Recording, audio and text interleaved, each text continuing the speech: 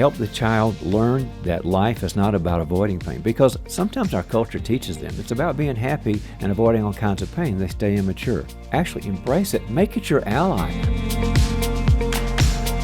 John, I'm looking forward to this. I mean, my boys are now in their 20s, but this is the kind of information I wish I would have understood and digested with Gene to be able to do this better. I mean, we understood the concepts, but we didn't slow down to really apply them as best as we could.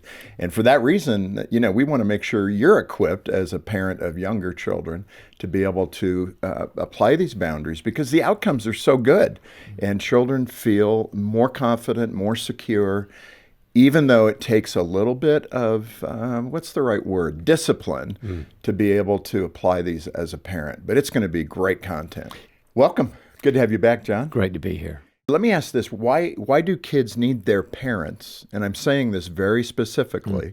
Why do children need their parents to set boundaries? It's because of what a child comes out of the womb equipped for and not equipped for.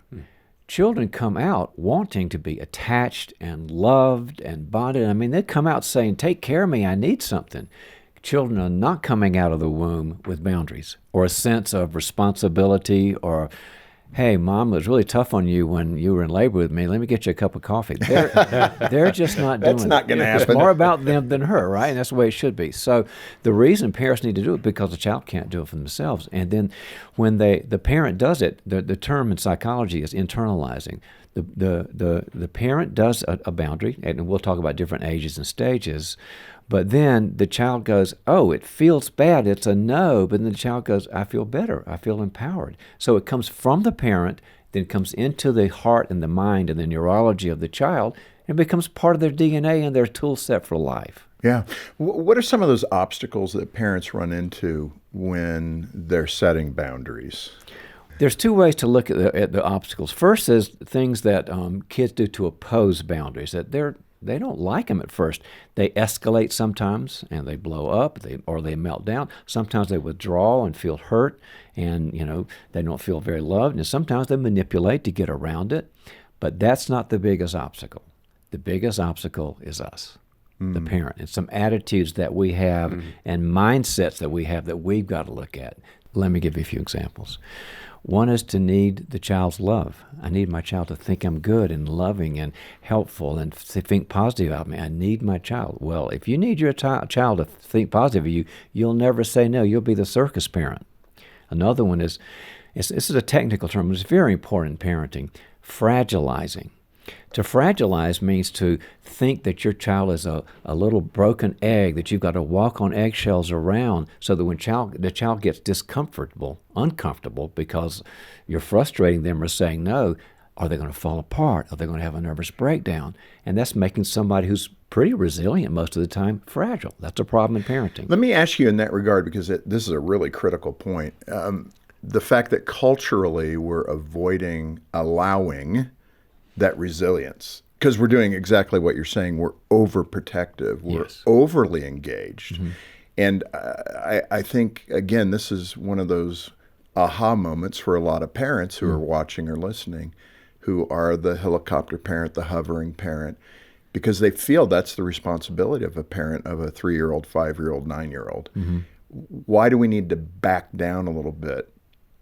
Because of the outcomes that will occur if we don't. Yeah, the best way to look at that is look at the sources for reality. One is the research. It just says if you're always trying to keep your child from discomfort or unhappiness of any kind, you put out an anxious child. They feel insecure, like I don't have the strength to handle, hard things, and I don't have frustration tolerance. And all of a sudden, they're very scared about life because somebody took care of this for them. The second is project into the future. Now, if I don't want him or her at 9 to ever feel bad, what kind of a husband or a wife or a worker or a minister or a friend are they going to be? They're going to be overwhelmed with life all the time. And the third source is, let's read our Bible.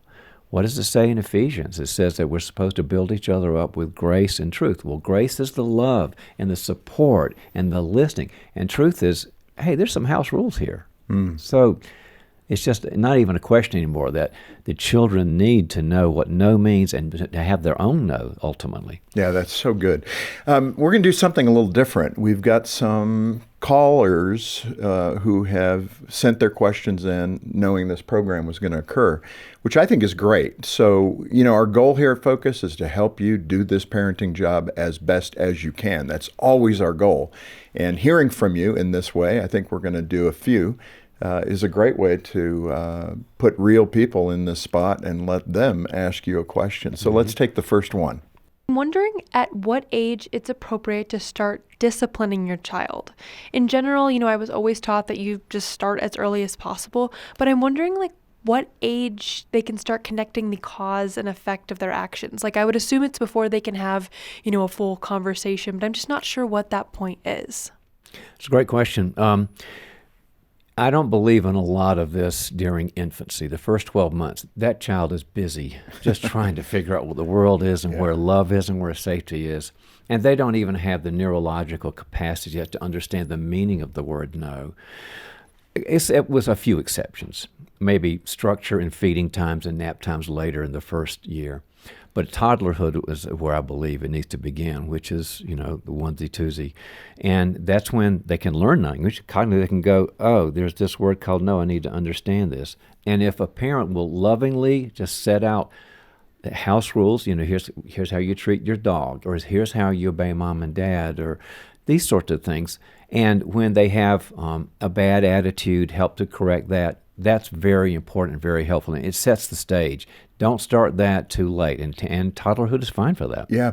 Let me ask you, especially with young children, kind of the phase we're talking about right now, the mom who is just struggling with the get your shoes on because it's time to go. I mean, this sounds simple, but it's so right.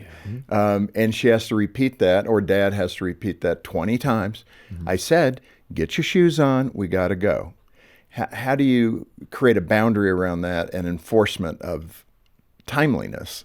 Well, the first thing you have to do is to realize that if you say it several times, that's a thing that we call nagging. And nagging without consequences creates insanity. Right. Because the child learns, well, they always say it 5 times. Right. I'm a number 4 right now. I'm fine. Yeah. Isn't it interesting? They do learn how to delay. So you tell them, I always say, give them the 30,000 picture. Sweetheart, I used to say it 7 times, and I think that I'm going to change that. I'm going to do it 1 time, and then you'll have the timeout, or I'll take away the toy if it doesn't happen. Well, they don't believe that because they have 1,000 experiences of mom doing it or dad doing it that way. But then when you follow that up, and after the 1 time you take the toy away or whatever, and the child is now in a new reality. I'm living in a new world. Because I lost something and they followed up. And so that's going to be a conflict. It's going to be upsetness, but you have to tolerate that and be loving about it. And the more you do that, and don't nag, but say after the first time. I've got parents that were friends that said, once we did that, all of a sudden we have all this lack of angst and we had more fun time. Yeah, interesting.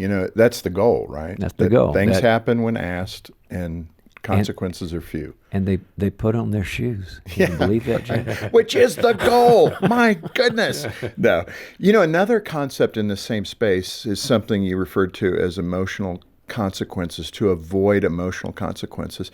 And this is another big one that we as parents tend to fail at because we get emotional. We're angry, and because it's now driven our temperature emotionally up. I said to get those shoes on now. And that's not helpful because that kind of reaction or direction, boundary, it starts to hurt the identity of the child. They think shame. It's shame. Okay, I'm not doing the right thing. For whatever reason, the child may not even understand it. I just enjoy playing. I want to color more. I don't want to put my shoes on. But the parent's unhealthy emotional rise can lead to some issues later. Right. It reminds me of Colossians 3, where the Bible says, don't exasperate or embitter your child because they'll get discouraged. Well, that is a good scripture. It makes so much sense because when you look at it, there's this little person called a child, and there's this big people out here, and you want the big people to be sane. They want to be loving and rational, all those things. And if mom or dad blows their top with these emotional consequences, these shamey things, the kid thinks, I live in a crazy world. And it's scary because they're not safe anymore. But if the parent goes, this is the rule. Now, here, I'm going to be clear about it, and stays warm about it, I mean, firm but warm, the child goes, oh, I live in sanity, and she's safe, and he's safe, and I can do this. So if you get frustrated, go take it out, take a walk, go pray, go do something with your spouse.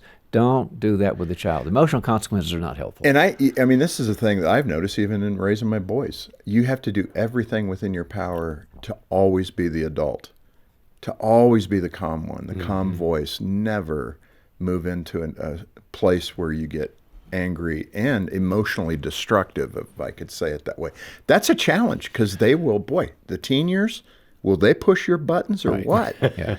So, but you have to come back to this, okay, I'm the parent, I'm not the child, but we can tend to, as parents, to get down in the mud with them. You know what I think really helps there, Jim? Anytime you end that immediate crisis, a meltdown in the grocery store or somebody smoking dope at 14, whatever the meltdown is don't get lost in the present crisis. Think future. Right.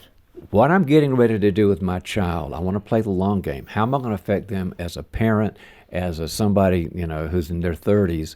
And what I next do will get me into my prefrontal cortex, and I won't be amygdala hijacked, fighting and flighting. Just think about the future when that happens, and you'll be the adult. And it's a good distraction, too, in the present. Think about the future. Okay. Yeah. This is Focus on the Family with Jim Daly, and today we're talking with Dr. John Townsend about, it's a classic book that he co-wrote with Dr. Henry Cloud, Boundaries with Kids, How Healthy Choices Grow Healthy Children. There's so much here. Thank you for joining us, and if you find this content meaningful, hit that subscribe button so we can keep growing and improving together. John, we have another parent who wants to ask a question. Let's hear what their question is. So one of my twins in particular has always just been a little more emotionally sensitive boy. And where it's coming out now in these preteen years is just kind of like a overall moodiness or sullenness. Really, it pushes my buttons, just the facial expressions and just the kind of like, woe is me-ism where I'm trying to, we really want our kids to see all the good that God has for them. And so how do you handle that without heaping shame? This is a really important question because, especially in teen years, the hormones take over, puberty takes over, the endocrine's going, and the moodiness happens. And a lot of parents are, goodness gracious, I want this child to see the good things that God's brought around. So this is sort of a semi-boundaries and semi-also attachment relationship question. And in terms of the boundaries part, when there's misbehavior with a sensitive child or a sensitive teen, it doesn't mean you drop the rule and say, well, if you're upset, if it's going to make you discouraged, if it's a reasonable boundary about behavior or conduct, these sorts of things, you got to hold the rule. But you do need to listen more. And what we find is instead of saying, stop feeling moody, get happy, I never worked with me, is when you keep the structure, but you also say, tell me more about it. When the child feels understood, that my parent is with me even though I'm down. I mean, think about David in the Psalms. He was always complaining to God, and that's why we know it's okay, and God was okay with it. The child begins to feel like, you're in the well with me. I do feel bad about my dating life, or I'm not doing well in sports or whatever, and the parent comes in and says, I know that's tough. The child feels like I'm in this empty well of pain, but you're not talking me out of it. You're in the well with me, giving me grace and attunement, technically attunement, and the child begins to think, this is okay, but don't drop the structure and the responsibility at the same time. It's a win-win, not a zero-sum game. John, let me ask you this. How can parents teach their children to manage their own responsibilities? I mean, that's kind of the golden question, actually. I can give you the big picture in 4 words, if it helps with this, because this is the question, is how do you incentivize kids to make good choices with the boundary thing? The first thing is love, because no child can take a boundary or a rule or a job or an obligation unless they know they're loved, because they're going to be disheartened. None of us can do things if we think somebody's not on our side and on our team. So you got to love them and let them know and be attached to them. But the second thing is you got to give them the rules. Here's the truth. The truth is, this is how we conduct things in our house. So they know it. They got to be informed. It's not okay to say, I'm going to give you a consequence, and they never knew. Here's the house rules. Can I tell a funny story about that? Yeah. There's universal house rules like obey parents and help out with chores and do your homework. And then there's those ones that are particular to your child, like your child's personality. Like with an extrovert, then you take away their phone because they love social stuff. With the introvert, then they can't have a lot of alone time. I mean, you know the children. And Barbie and I, when the kids were small, we had horrible bathroom things. They just go, I don't know what it's about the bathroom and brushing teeth. They would just do these things. And finally, we were writing silly things down that we really thought were helpful, like don't put toothpaste on the dog.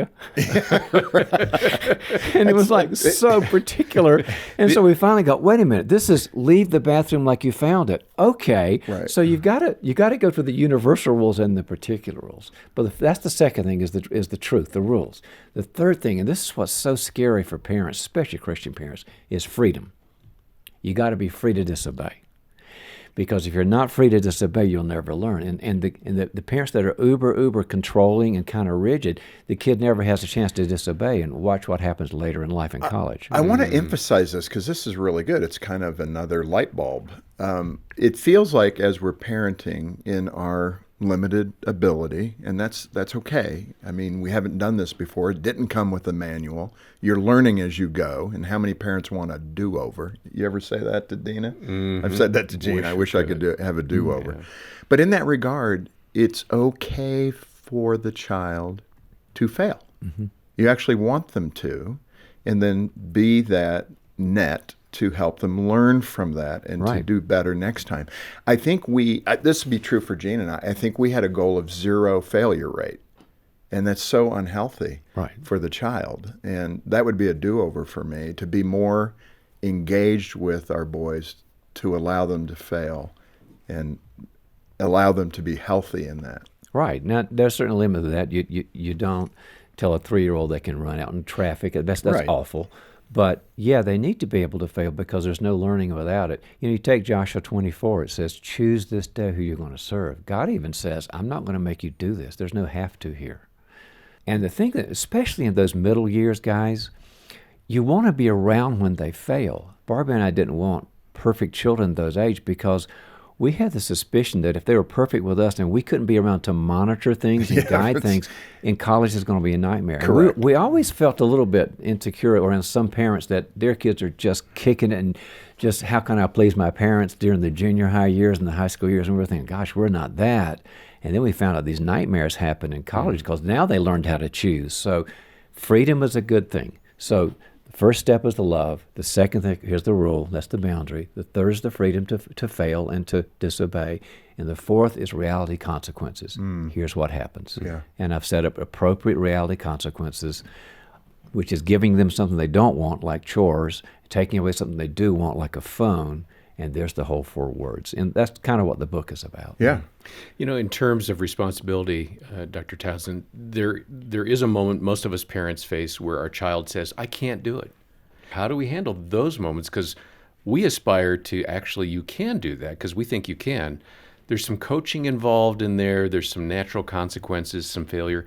But how do we help our child understand the difference between I just don't want to do that or I don't think I can, and my parents really want me to? Yeah, John, that's just a real normal problem. In the book, we call it the law of responsibility. How do you bear your own load, like Galatians 6 says? And a lot of children will think, I can't do it because it's uncomfortable. Now, some things they can't do. That's why it's important to have age-appropriate responsibilities. In the book, we've got a table on that so you can know what's different between a 4-year-old and a 13-year-old because there's some things they cannot do. Yeah. But you start with what I call OJT, on-the-job training. Walk them through it. Here's how you feed the dog. Here's how you do your homework and stay with it for 45 minutes without a break. Here's how you learn how to cook. So you walk through them as you would with a job. So then they go, I'm getting that capacity because mom and dad are training me. And then there's a learning curve. And they don't walk the dog right, or they only sit still for 10 minutes or whatever. And the learning curve means mistakes, and you're just compassionate about that, but you stick with it.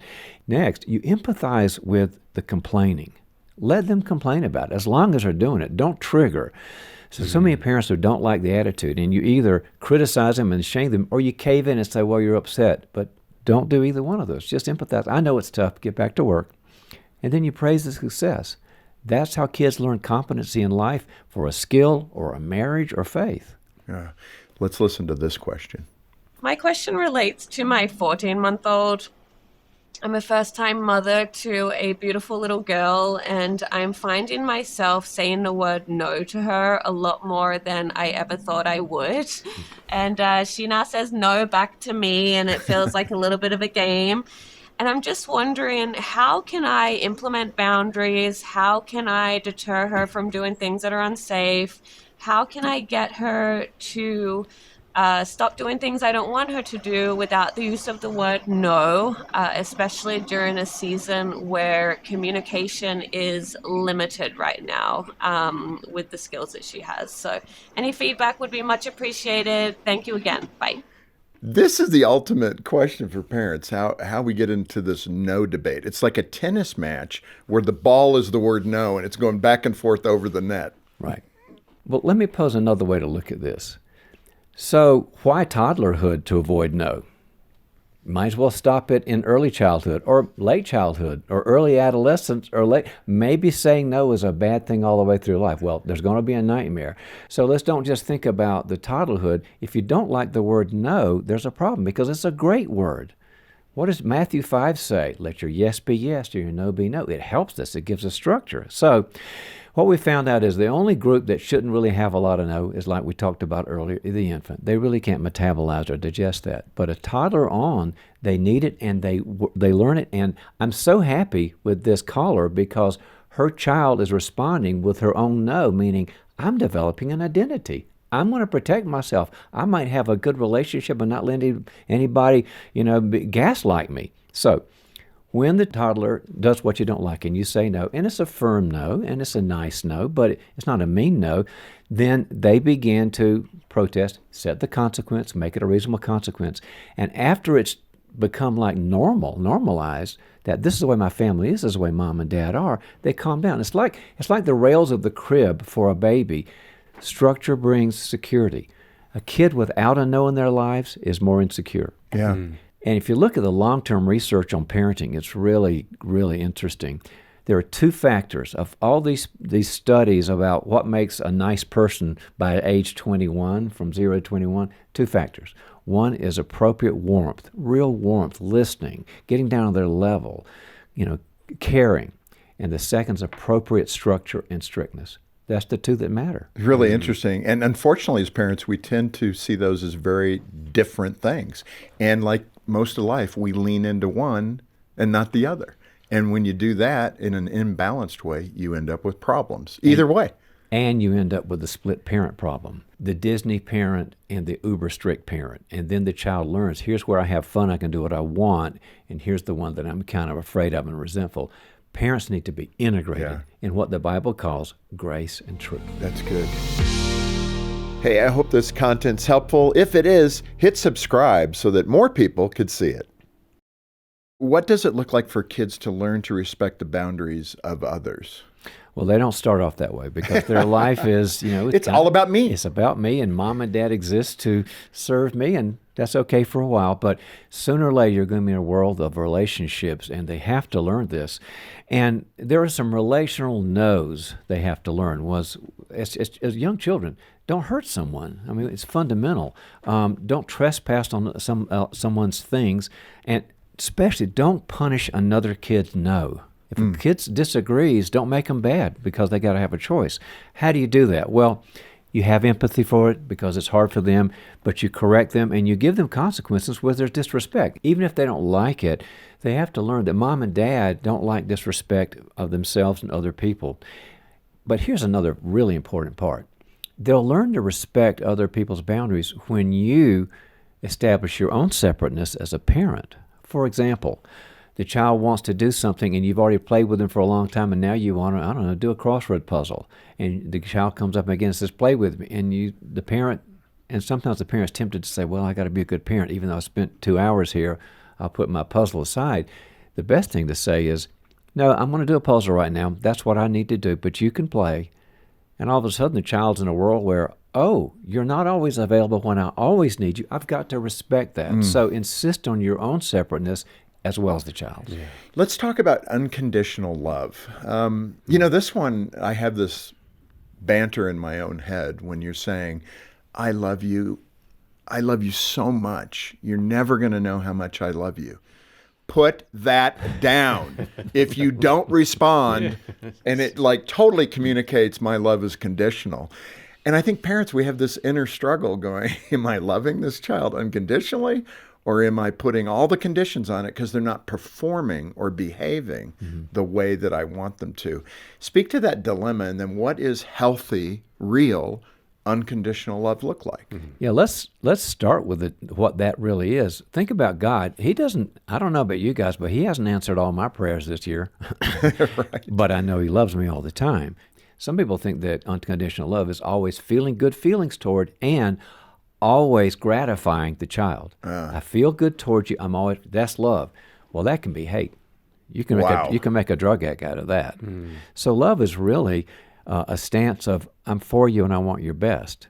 And if we can change it from the feeling and gratification to it's a mental state that makes me want to do the very best for you, even if it's uncomfortable, that's unconditional love. I don't have to feel good feelings when my kid's screaming and yelling and causing a mess. But I shouldn't be harsh, but I should be direct, but I know I'm doing the surgery that's needed right now. Yeah, I mean, that's the whole balancing feature of parenting. Let's hear a clip from a dad on setting boundaries. My two sons are 24 and 26 years old, and they don't really help out with the bills or rent, and what little money they make is spent on drugs. My younger son is trying, but he sees his older brother getting away with stuff, and he just follows in his footsteps. I don't believe it. My heart just sank to hear this, man. Whoever you are, man, I'm so sorry. I'll say a prayer.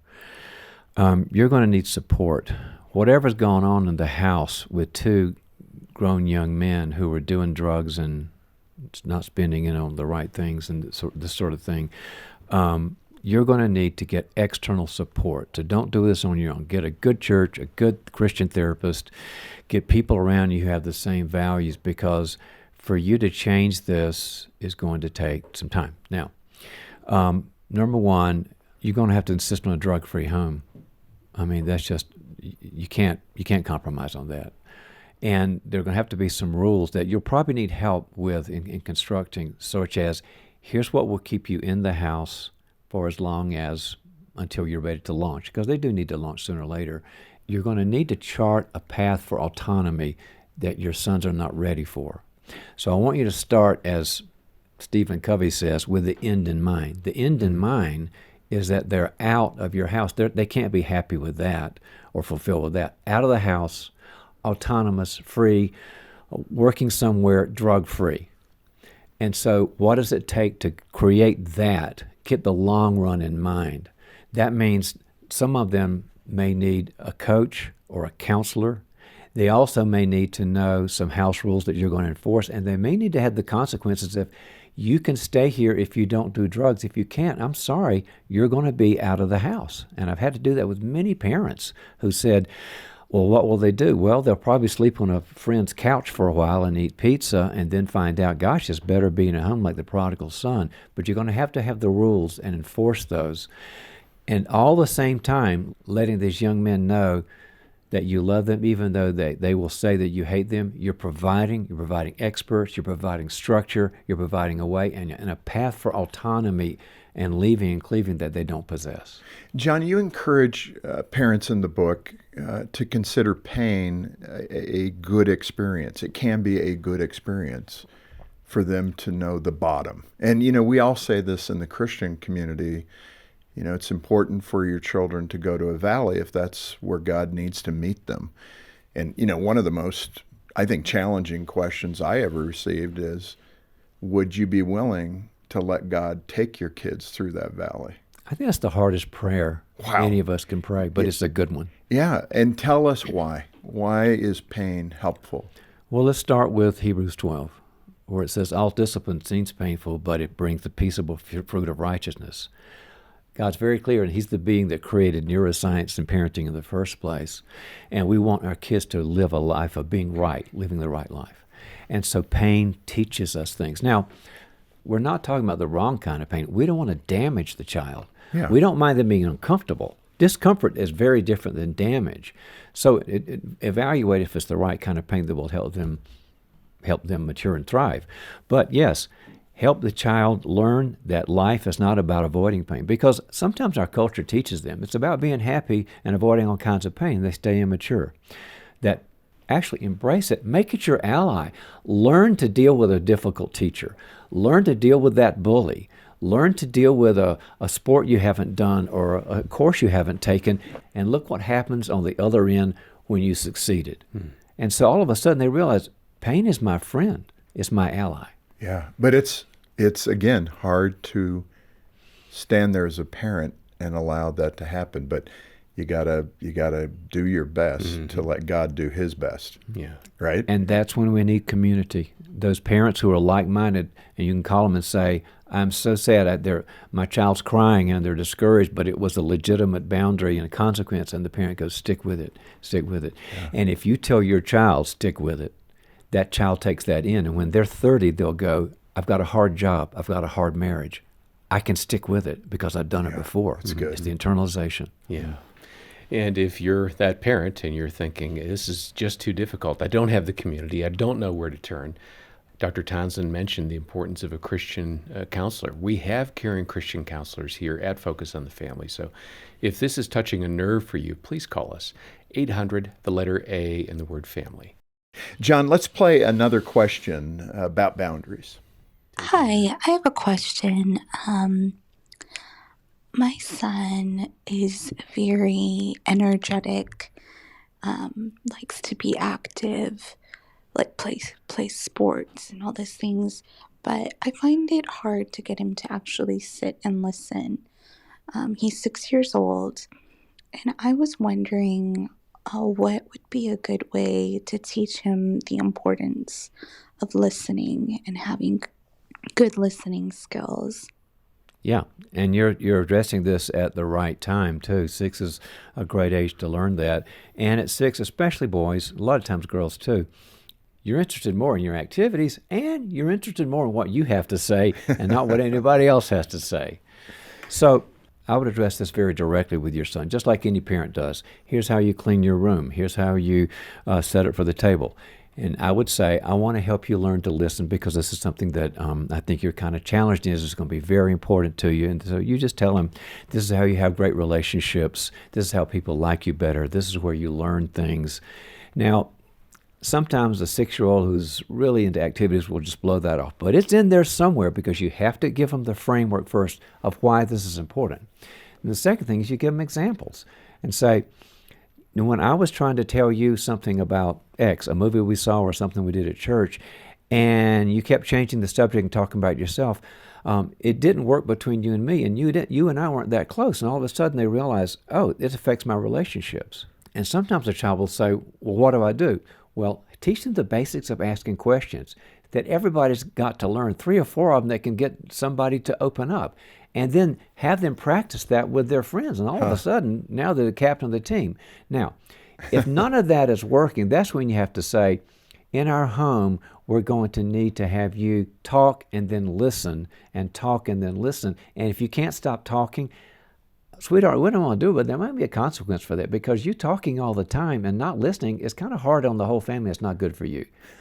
But hopefully it'll be done before you have to go to the consequence. But I've had parents have to do that, say, it's your turn to stop talking and start listening, and make that a norm so they do it in the real life. Let me ask you this. In the book, you described 3 realities. Let's spend a little time here and speak to the 3 realities of setting boundaries. If you can remember these 3 things, that'll really help. Is first, there's a problem and your child's not perfect.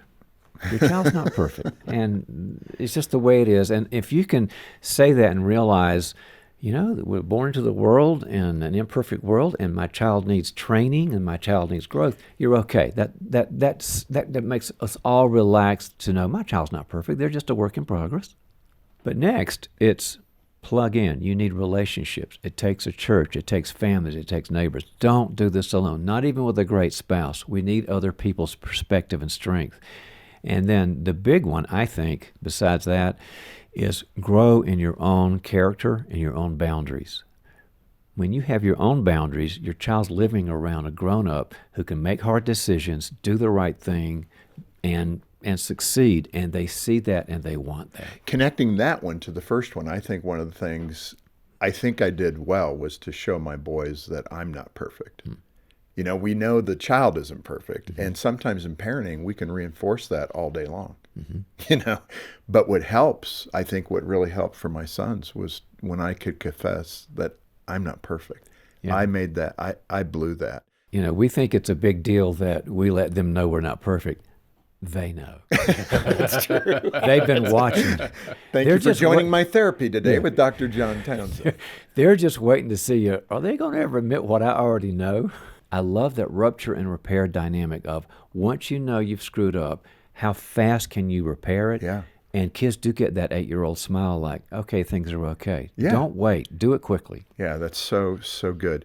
In that context of the third of the realities, there's a concept in there you said, time does not heal all. We tend to use that so freely in our culture. Time will take care of it. We lose a loved one. Time will heal that. Whatever the boyfriend that dumped your daughter, time's going to heal it, honey. It's partially true, isn't it? It may not be all the way true, but... Well, look at it like this. When you go to your doctor with a bacterial infection, does she say, well, time's going to heal this? No. She says, it's going to take time. Time is a necessary but insufficient condition. You must have it. It's not enough because there's two other elements. It's time plus grace plus truth will do anything. Grace is the love of God, the love of other people, the support, and information, truth, principles, structures, these sorts of things. Time will do it as long as there's grace and truth involved. Yeah. You know, for our parents that are in the middle of work and life and orchestrating all of that, and let's not talk about the in-laws and Christmas and Thanksgiving and all the stuff that happens throughout the year, you want me to do what, Dr. Townsend? Teach boundaries to our kids? Make the pitch for why doing this actually saves you so much work later. There's a why here. And the why is because it's not now, it's about the future. The family, and you guys know this better than anybody, the family is an oven where you take this little bitty being and then you take it through all these experiences and these growth things, and then they come out, hopefully, a functional, loving adult. They can love, they can work, their life is in place. And that's what our job is about. And so if you can tolerate the tough thing about the attitude problem now, or the disrespect, or the chaos, and think, I'm making something later that'll be good for her and good for me, the parent's job is to bring the future into the present and say, we're doing these things because we want you to be a strong person, a happy person, an in-control person. You know, one of the things, and we've talked with Dr. Kevin Lehman, and you know him well as a friend, you know, the birth order, personality, temperament must play into this a bit. And we saw that in our own children. You know, you think you're the same family, but each child is unique. And so we had the strong-willed child, then we had the more passive child. I would think you have to kind of adjust these approaches of boundaries to the temperament of your child a bit. Not in the concreteness of them, but maybe in the way they're delivered. Or how would you answer that question about how I deal with the type of child I have, the strong-willed child and the passive child, just as an example? Absolutely. I totally agree with that.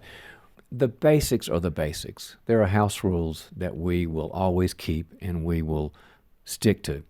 But you have to customize it according to the temperament of the child, which was just built in and baked in from the DNA. And when you do that, everybody wins. So it's the communication style, is how direct you are, is how much you listen. As long as the basics are working and you're doing it their way, everything works. John, this has been great. Thank you so much for, a lifetime of learning when it comes to neuroscience and therapy and psychology, but mostly the biblical application of this. And you've said it a couple of times here that the Lord is the creator of neuro pathways. And we're finding that more and more. And I just love the way you blend that, first as a Christian, but secondly as a professional who works on the mind. I mean, these are important things to know. And that's the goal of us as parents, is to, I hope, to create the healthiest adult children that we can, because in that we're honoring the Lord with our responsibility as the parent, right? Yes, that's true, Jim. And I've just got to thank you for all the years of keeping the mission and vision straight. I can't tell you how many parents I have referred to you whose lives and parenting were saved over the years because there was a message, there were skills, there was help that nobody else is putting out. So Well, thank you. thank you so much. And it really helps when people like you sit at the microphone here and we can talk about it together. And that's the invitation. If this has sparked awareness for you, or you know somebody that needs this book, get a hold of us. If you can make a gift of any amount, $10, we'll send you the book as our way of saying thank you for being part of the ministry. You get a great resource for yourself or for somebody you care about. And hopefully they'll be able to apply those principles so that they're doing a better job parenting. Yeah, donate today when you call 800, the letter A and the word family, 800-232-6459. Of course, down in the program description, we have all the details for Dr. Townsend's book, Boundaries with Kids. We've got a connection for our Age and Stage e-newsletter and so much more. Also, if you would, please like this video and subscribe to the channel so you see all the great content. That helps spread the word so more people can know about all the great resources we have for you. And on behalf of the entire team, thanks for watching Focus on the Family with Jim Daly. I'm John Fuller, inviting you back next time as we once again help you and your family thrive in Christ.